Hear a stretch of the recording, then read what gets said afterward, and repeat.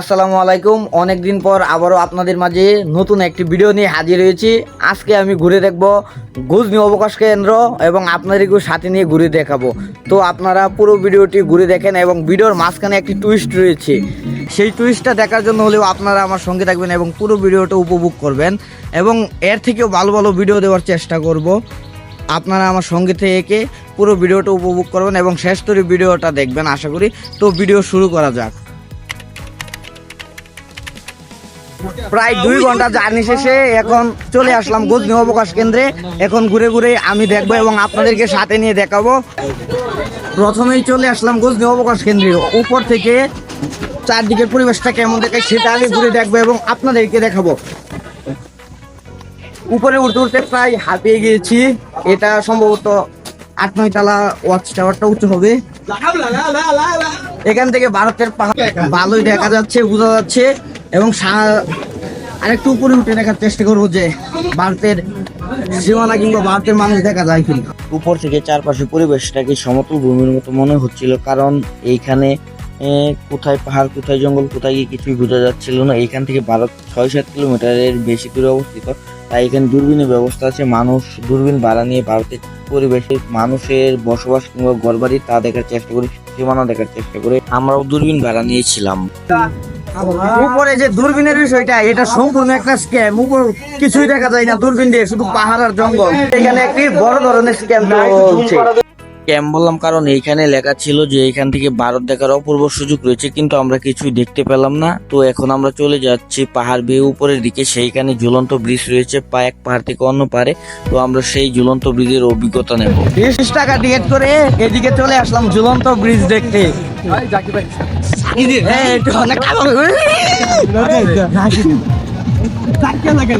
একটু জাগিনা দিয়ে নাই। ঈদ উপলক্ষে গজনী অবকাশ কেন্দ্রে মানুষের এতই ভিড় ছিল যে এইখানে এই ঝুলন্ত ব্রিজে আপনারা দেখতে পাচ্ছেন কি পরিমাণ মানুষ। এইখানে 1 মিনিটের ঝুলন্ত ব্রিজ পার হতে আমাদের প্রায় 5-7 মিনিটের সময় লেগে গিয়েছিল। এইখানে ঠিকমতো হাঁটা যাচ্ছিল না মানুষের ভিড়ের কারণে, এবং এইখানে দাঁড়িয়ে ছবি তোলা তো দূরের কথা, এইখানে ঠিকমতো দাঁড়ানো যাচ্ছিল না ঝুলন্ত ব্রিজে ঝুলার কারণে। এইখানে এইদিকে চলে আসলাম ঝুলন্ত ব্রিজ পার হয়ে। এইখানে আমরা বিশাল এক ডাইনোসরের মূর্তি দেখতে পেলাম এবং এইখানে দেখতে পেলাম পাশেই জুয়া খেলার আড্ডা জমেছে।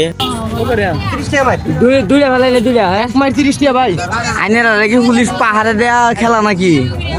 পুলিশ কি পাহাড়ে দেয় নাকি খেলা? পর্যটন এরিয়াতে এরকম খেলা কমিশন দেয় নাকি? তাই লাইনেরা খেলতা তুমি পুলিশ দেখলাম এই কিছু বলে না নাকি? হ্যাঁ না, ও কইছে এই পাশে পুলিশ তো দাঁড়াই আছে, তারা কিছু বলে না জুয়া খেলা আর লাগিয়া? আজকে কি সূর্য পশ্চিম দিকে উঠছে ভাই?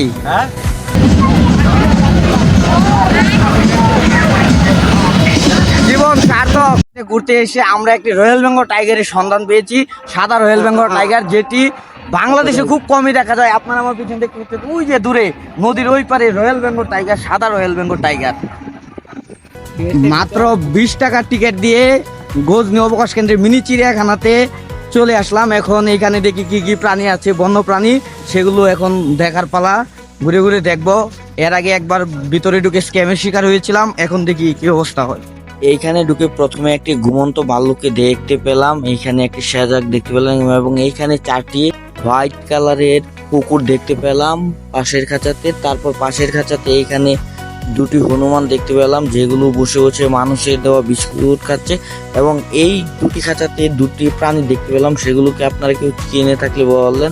আগে একটি দেখতে পেলেন, এখন এইখানে এই যে একটি, এই 2টি প্রাণীকে চিনে থাকলে কমেন্টে নাম বলে যান। এবং পাশের খাঁচাতে দেখতে পেলাম 2টি ঈগল বসে আছে, সেগুলো মানুষ দেখে একটু দূরে দূরে থাকার চেষ্টা করছে। তারপর চিড়িয়াখানাতে সবচেয়ে সুন্দর যে জিনিস বা যে প্রাণী দুটোকে দেখতে পেলাম সেগুলো হলো হরিণ।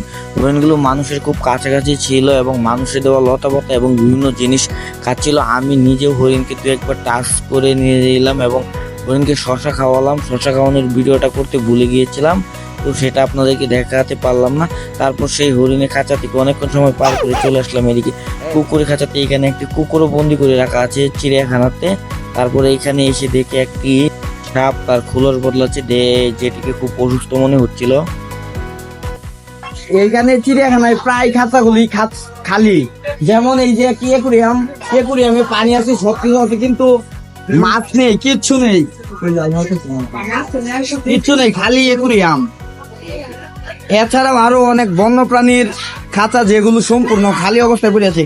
এইখানে একটা একুরিয়ামে কিছু মাছ আছে, জানি না কতটুকু দেখা যাচ্ছে গ্লাসের ভিতরে। চিড়িয়াখানা ঘোরা শেষে এখন আমি সাপের মাথা দিয়ে বের হয়ে যাব। আমার পিছনে আপনারা দেখতে পাচ্ছেন সাপের মাথা সদৃশ্য একটি গেট। তারপর এখান থেকে পাহাড়ের নিচে নেমে চলে আসলাম। এইখানে দেখি কিছু পর্যটকদের জন্য দোকানপাট, এবং উপরে পাহাড়ের উপরে যেসব দোকানপাট রয়েছে সেগুলোতে ভিড় ছিল বেশি, কিন্তু এই দোকানপাট গুলো খালি পড়েছিল। দুপুরে এখানে একটি হোটেল থেকে খাওয়া দাওয়া করলাম। খাওয়া দাওয়া করার আগে অবশ্যই আপনারা খাবারের দাম জিজ্ঞেস করে নেবেন, কারণ এইসব হোটেলগুলোতে খাবারের দাম একটু উচ্চ মানের হয়ে থাকে, তা না হলে আপনারা স্ক্যামের শিকার হতে পারেন। তাই অবশ্যই খাওয়ার আগে খাবারের দাম জিজ্ঞেস করে নেবেন। এখান থেকে ওই যে দূরে আপনারা দেখতে পাচ্ছেন ওইখানে ওয়াটার পার্ক রয়েছে। এখন যাচ্ছি ওয়াটার পার্কের দিকে, সেইখানে আমরা বিভিন্ন স্লাইড উপভোগ করব এবং আনন্দ করব।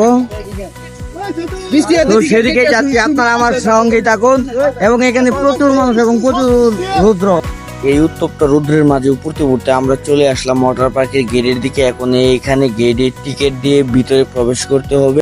প্রবেশ করে এখানে আপনারা বুট ক্লাব দেখতে পারবেন। সেখান থেকে প্যাডেল চালিত বিভিন্ন ধরনের বুট ভাড়া নিয়ে এইখানে অবস্থিত লেকে আপনারা ঘুরে বেড়াতে পারবেন। এইখানে আপনারা ড্রাম দিয়ে নির্মিত একটি ভাসমান ব্রিজও দেখতে পারবেন, যেটা খুবই রিসেন্টলি সম্ভবত সংযোগ করা হয়েছে এখানে। এর আগে যখন এসেছিলাম তখন এইগুলো ছিল না।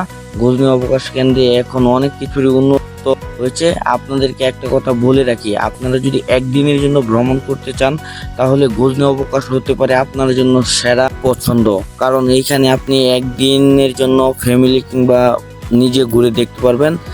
এইখানে আপনারা চাইলে জিপ লাইনিংও করতে পারবেন, যেটা খুব রিসেন্টলি তৈরি করা হয়েছে, এর আগে ছিল না। আমরা জিপ লাইনিং করতে পারিনি মানুষের দীর্ঘ সিরিয়ালের কারণে। সারাদিনের ক্লান্তি দূর করার জন্য আমরা ওয়াটার পার্কের লেকের পানিতে একটু ঝাপাঝাপি করে নিজেদের শরীরের ক্লান্তি দূর করে নিজেদেরকে একটু রিফ্রেশ করে নিই।